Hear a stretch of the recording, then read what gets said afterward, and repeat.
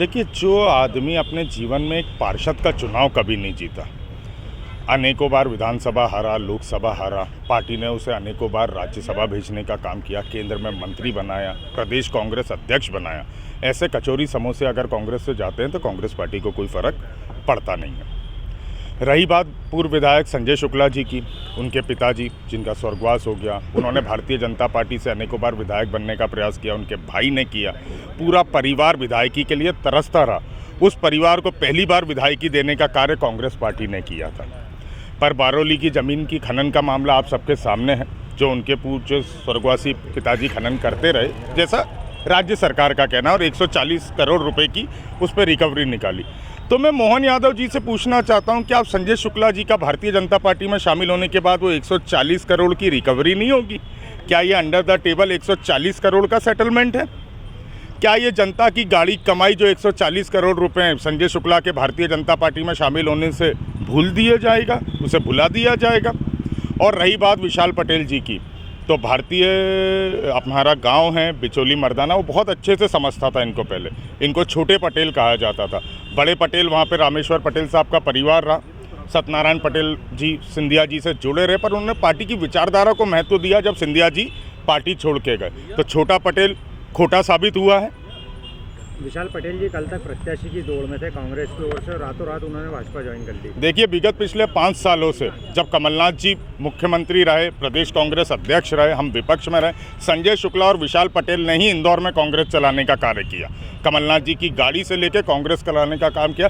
ऐसे लोग जिन्होंने खादी के नीचे खाकी पहन रखी है, उनके कारण ही हम 2023 में सरकार बनाने में असफल हुए। कमलनाथ जी को भ्रमित करने का कार्य इन सब लोगों ने किया, इसी के कारण हम सरकार नहीं बना पाए। अच्छा है, इनकी खाकी का रंग हमको नज़र आ गया है, जो इन्होंने खादी के नीचे छुपा रखा था। अब लड़ाई ज़्यादा आसान होगी। सर, क्या लगता है, कहाँ कमी देख रहे हैं आप इंदौर में? अब लगातार झटके एक के बाद एक लग रहे हैं मध्य प्रदेश में, कहाँ कमी देखते हैं आप प्रवक्ता होने के नाते इंदौर? देखिए, आप सबको भी विदित है कि 2023 में कांग्रेस की सरकार मध्य प्रदेश में बनती हुई दिख रही थी। मैंने पहले भी कहा, यही वो लोग हैं जिन्होंने खादी के नीचे खाकी पहन रखा था और कांग्रेस को कमज़ोर करके प्रदेश में भाजपा की सरकार बनाई।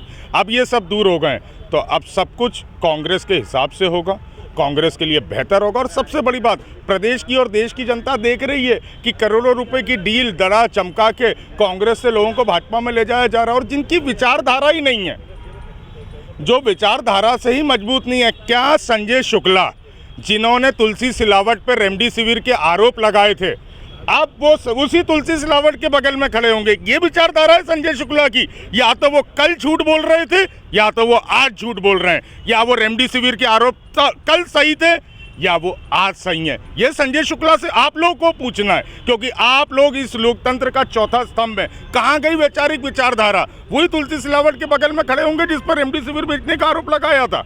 अब क्या माना जाए, संजय शुक्ला यहाँ से प्रत्याशी हो सकते हैं? ये तो भारतीय जनता पार्टी को तय करना है, और भारतीय जनता पार्टी के उस दरी बिछाने वाले कार्यकर्ता को तय करना है। मैं तो इतना कहना चाहता हूं कि भारतीय जनता पार्टी के प्रदेश कार्यालय में एक कांग्रेस के लिए उप कार्यालय और खोल दिया जाए, कि जो लोग कांग्रेस से निकले वहाँ बैठे, क्योंकि जो ओरिजिनल दरी बिछाने वाला है उसका तो अब भारतीय जनता पार्टी में कुछ होने वाला है नहीं।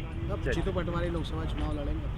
निश्चित तौर पे प्रदेश कांग्रेस अध्यक्ष हैं, इंदौर से आते हैं। पार्टी हाईकमान चाहे जीतू पटवारी जी को टिकट दे, चाहे हमारे आखिरी पंक्ति के बैठे हुए किसी भी नेता को टिकट दे, कांग्रेस पार्टी इस बार मुंहतोड़ जवाब देगी और इंदौर लोकसभा जीत के बताएगी। प्रदेश के एक मंत्री कह रहे हैं कि 8 लाख मतों से इंदौर की सीट जीतेंगे। क्या माना जाए कि कांग्रेस का वर्चस्व धीरे धीरे खत्म हो रहा है इंदौर लोकसभा में? देखिए, ये तो परिणाम बताएंगे लोकसभा के, और मैं आपको आश्वस्त करना चाहता हूं, इस बार उन मंत्री जी की जुबान सही साबित नहीं सर, होगी। आप काफ़ी पुराने नेता, और लग रहा है कि और कोई नेता जाने वाले हैं, कि आपका आकलन क्या कह रहा है? मुझे तो लगता है अभी बहुत सारे ऐसे लोग हैं जिन्होंने खादी के नीचे खाकी पहन रखी है, और उन सबको चले जाना चाहिए, ताकि हमारे सामने हमारे दुश्मन तय हो जाए। संजय शुक्ला बोल रहे मैं ये नहीं जानता इंदौर में है, प्रदेश में है, देश में, पर मैं ये मान के चल रहा हूँ कि कांग्रेस की विचारधारा को इन्हीं लोगों ने कमजोर किया जिन्होंने खादी के नीचे खाकी पहनी है। कांग्रेस की विचारधारा मजबूत होगी इन लोगों के जानने से। तो कह रहे राम का अपमान हुआ, तो इसलिए मैं राम के साथ चला गया। देखिए, आप कहने को तो बहुत कुछ कह सकते हैं, बहुत सारी बातें कह सकते हैं। ये भी हम सबको विदित है कि ट्राई तो वो बहुत दिनों से कर रहे थे, एक ट्राई फेल हो गया था, तो कचौरी के साथ में वो ट्राई को उन्होंने सक्सेसफुल बनाया। लेकिन अब क्या लगता है कि वापस से अगर वापस आएंगे तो आप लोग लेंगे क्या उनको कांग्रेस में? ये फैसला हाईकमान को करना है, पर मेरी व्यक्तिगत राय है, जो एक बार विचारधारा को ठोकर मार के गया हुआ है उसको दोबारा पार्टी में नहीं लेना चाहिए। पर हाईकमान जो भी फैसला लेगा, अगर ऐसी स्थिति बनती है तो वो सर विशाल पटेल के साथ बंतर होता है, काफी देर तक प्रदेश अध्यक्ष कुछ करते हैं, क्यों नहीं बनी सहमति? ऐसा क्या हुआ तो उनको भोपाल जाना पड़ा? अब इसका जवाब तो माननीय प्रदेश अध्यक्ष महोदय दे पाएंगे, पर मैं कह चुका हूँ कि छोटा पटेल खोटा है। टाइम न्यूज़ देखिए अब आपके मोबाइल और स्मार्ट टीवी पर। लाइव प्ले स्टोर से डाउनलोड करें टाइम स्मार्ट टीवी ऐप।